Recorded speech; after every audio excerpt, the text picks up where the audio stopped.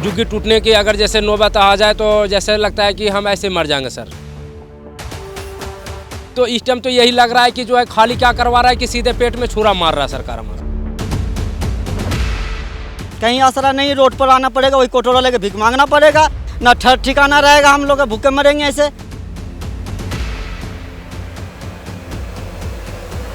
दिल्ली में फरमान जारी हुआ है कि यमुना खादर वाले इलाकों को खाली कर दिया जाए क्योंकि वहाँ पर यमुना दूषित होती है। यमुना के रहने वाले जो शायद लोग हैं इनसे यमुना दूषित होती है। तो आपको दिखा दें कि हकीकत क्या है। आपको दिखा दें ये वो खेत खलियान है जहाँ पर दिल्ली का यहाँ से सारी जो सब्जियाँ हैं वो करीब करीब यहीं से जाती हैं, इन एरियो में होती हैं। तो यहाँ पर ज़्यादा बातचीत करने के लिए हमारे साथ यहाँ कर एक किसान मौजूद हैं। भैया क्या नाम है आपका? परशुराम मंडल। सर हम ये कहना चाह रहे हैं कि देखिए ये हम ठंडियों से जो है दिवाली काली पूजा से लगा रखे हैं ये करेला, और इसमें हमारे इतना लागत लग चुका है सर कि 30,000 रुपया तो हमारे ये बीज आ गया। एक दाना जो है 8 रुपया कुछ पैसे पड़ रहा है एक बीज। क्यों हमने पैकेट लाए गिनती किए तो उसमें जो है बीज जो है सर 8 रुपया कुछ पैसे पड़ जा रहा है। और इतना लागत हम लगा चुके हैं सर। और ये घिया हमारे उधर 3 बीघा है, इधर 2 बीघा है सर। देखिए अब ये टमाटर 2 बीघा है।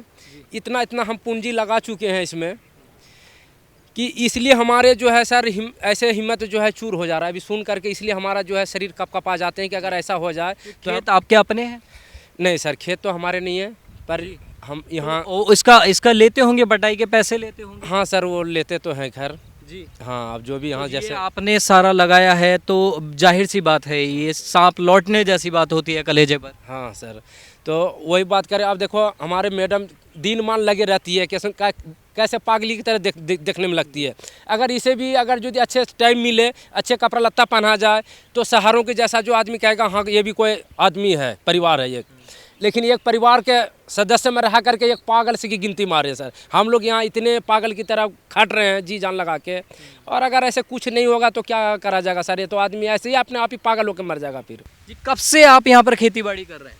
यहाँ हमें हो गया है सर करीब 24-25 साल।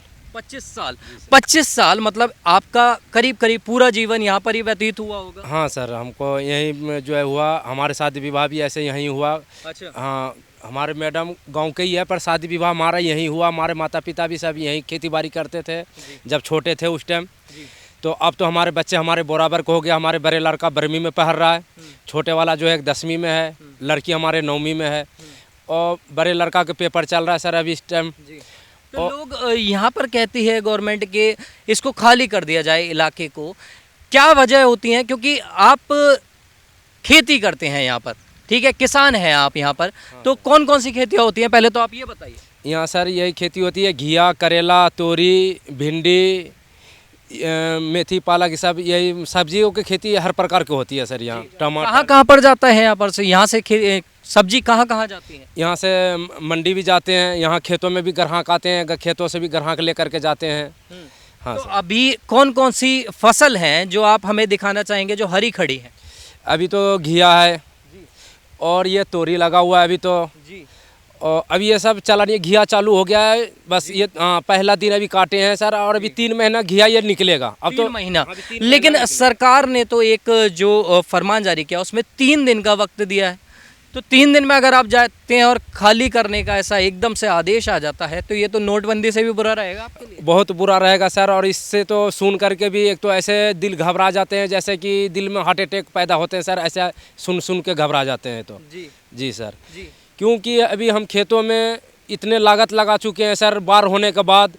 हाँ बाढ़ होने के बाद जो है इसमें हम इतने लागत लगा चुके हैं कि झुग्गी टूटने की अगर जैसे नौबत आ जाए तो जैसे लगता है कि हम ऐसे मर जाएंगे सर। तो कितनी लागत लग गई होगी यहाँ पर आपकी? हमारी लागत इसमें जो है 1.5 लाख से ऊपर की लागत लग गई। 1.5 लाख एक झुग्गी में रहते हुए। जाहिर सी बात है कि आप झुग्गी में नहीं रहते, अगर आप पे इतने ज़्यादा पैसे एक साथ होते तो, एक मुश्त होते तो, मतलब ये कहीं से आप अरेंज करके लगाते होंगे कहीं से। जी जी। उसके बाद में आप करते हैं और एकदम से फरमान आ जाता है, फिर कैसा महसूस हो रहा है इस टाइम? वही तो बताया सर, महसूस तो ऐसा हो रहा है कहाँ जाएंगे सर हम लोग, फिर बच्चे परिवार सारा हम यहीं सब दिन इतने ज़िंदगी गुजारे हैं तो अब हम लोग कहाँ जाएंगे।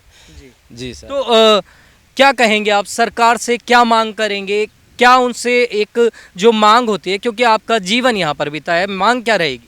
मांग तो सर हम फिर यही कहेंगे कि अगर नहीं हम लोग के अगर मकान घर दरवाज़ा दे सके तो हमको यही टाइम दे सरकार से मांगते हैं कि जो फसल लगा रखे हैं ये हमको जो है ले लेने दीजिए। ये लेने के बाद जो है जैसे बरसातों में फिर ये ख़त्म हो जाएगा, तो बरसातों में जो है कम से कम 1 महीना पहले जो आदेश दे दे कि जो है भाई फसल नहीं लगेगा कि यहाँ से जो भी है जुगी खाली कर लो, तो उस टाइम जो हम लोग फिर खाली कर सकते हैं सर। अब इस टाइम अगर यदि खाली करवा रहे हैं तो इस टाइम तो यही लग रहा है कि जो है खाली क्या करवा रहा है कि सीधे पेट में छुरा मार रहा है सरकार हमारा। तो खाली कर भी देते हैं आप, क्योंकि आपका तो सब कुछ यहीं से जुड़ा है, तो कहाँ जाएंगे फिर आप लोग? तो कहाँ जाएंगे सर, हम लोग वही गंगा किनारे में जो बाप दादा का ज़मीन जगह था अभी कट के जो है पानी में चला गया। अभी तो जो हमारा बाप दादा रहता था वो गंगा जी में है, तो गंगा जी में है सर, वहाँ भी जाएंगे तो सरकार के जो रोड बना हुआ है कहीं रोड में ही पेड़ के नीचे रहना होगा, क्यों हमारे बाप दादा की ज़मीन तो जो है सूखे में है ही नहीं, वहाँ पानी में है। अगर 10 कट्ठा ज़मीन जो भी है भी आधे बीघे तो वो हमारे गंगा जी में है वहाँ। तो वहाँ बिहार भी अगर हम जाते हैं सर तो कहीं रोड के किनारे पेड़ के ही छाए में ऐसे रहना होगा, कहीं तो रहने का और जुगाड़ है ही नहीं। भैया क्या नाम है आपका? मनोज मंडल।